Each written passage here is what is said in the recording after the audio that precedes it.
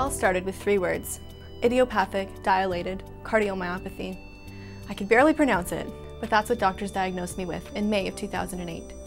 At first, I didn't understand the severity of my heart disease and expected that I would take meds, get better, and continue on the path I had planned. But my body had other plans. After a scary brush with heart failure, it was clear I needed an ICD, an implantable cardioverter defibrillator. If my heart failed again, the device would activate and it would buy me time to get to the hospital. I had been with Sean for about 4 years prior to diagnosis. We bought a house together, adopted some pets, and discussed our future. 3 weeks after I was diagnosed with heart disease, he proposed to me. The future in general became unclear, but we knew one thing for sure. However long we had, we wanted to spend that time together. I'd planned my entire wedding. The day was absolutely beautiful. After dinner, Sean and I decided to do our speech first. 2 minutes into the speech, my ICD fired 3 times. Oh my God! Luckily, my new husband caught me before I fell to the floor. I was rushed to the hospital before we even had a chance to do our first dance. I thought it couldn't get any worse than that, but unfortunately I was wrong. The summer after the wedding, I went into severe heart failure. That's when I was sent to Toronto General Hospital's Peter Munk Cardiac Centre to be evaluated for a heart transplant. So when I met Andrea, a day I'll never forget, she was critically ill in the coronary care unit. So the most important thing that we did was to sort out that she was a candidate for transplant, a really good candidate for transplant. But as we know, sometimes unfortunately while you're waiting for transplant, in fact you get sicker and you can't wait. Time's running out and it becomes really just this incredible battle of trying to keep somebody alive and healthy enough for transplant. And we were losing the battle. And fortunately we have this mechanical heart called the left ventricular assist device. After surgery, there were no words for how much it hurt.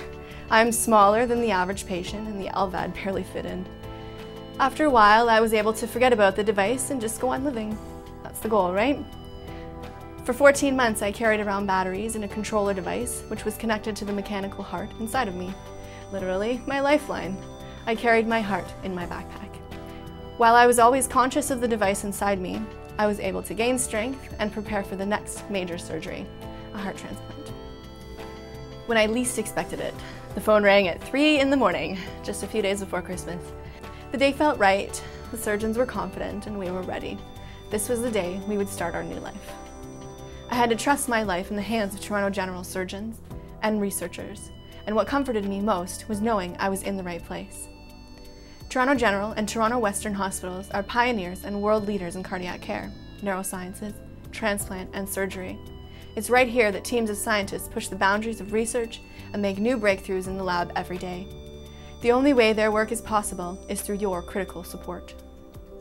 So when I look at Andrea, I have absolutely no doubt that foundation supporters saved her life. It's very clear. At the point in time when Andrea needed the mechanical heart, they are actually not supported by the ministry, and so it's very clear relationship between donor support to the Peter Munk Cardiac Centre and to the Hospital Foundation, which allowed us to purchase the device, which allowed us to use the device, which allowed us to save Andrea's life, and there's just no doubt about it. Surgeons Dr. Rao and Dr. Cusimano are 2 of my heroes who were there on the day I received my new heart. It's a pleasure to see Andrea looking so well after her heart transplant. Certainly the first time we met her, she was much sicker than this, and she really is an amazing success story and a testament to what the VAD program can do for our patients. I needed so much care, and people like you were there for me every step of the way. There are many others like me whose lives are depending on generous people like you right now. Peter Munk Cardiac Centre is one of the largest of its kind, yet it relies heavily on donor support. Will you join me in supporting the Peter Munk Cardiac Centre at Toronto General Hospital by making a very special gift today? Your generosity will fund life-saving research, patient care, and equipment throughout the centre, like the kind that saved my life. So when you give to the Toronto General Hospital and to the Hospital Foundation and to the Peter Munk Cardiac Centre, there is no doubt in my mind that you're going to have an impact. Not only are you funding research in basic science and research that allows us to improve lives and outcomes, but you're also directly funding mechanical hearts and the mechanical heart program, which, as you can see right in front of you, clearly saves lives and has an impact. So I always like to think that in my lifetime that I will put myself out of a job. In my lifetime, I hope that we will actually be able to recognize the risk factors for heart failure and to treat heart failure and heart disease earlier and avoid actually having to do transplants. But we need partners in order for this to happen. We need you. We need your gifts and we need your support. And it's this extraordinary partnership that we have with you in the foundation and through your gifts that we're actually able to support lives.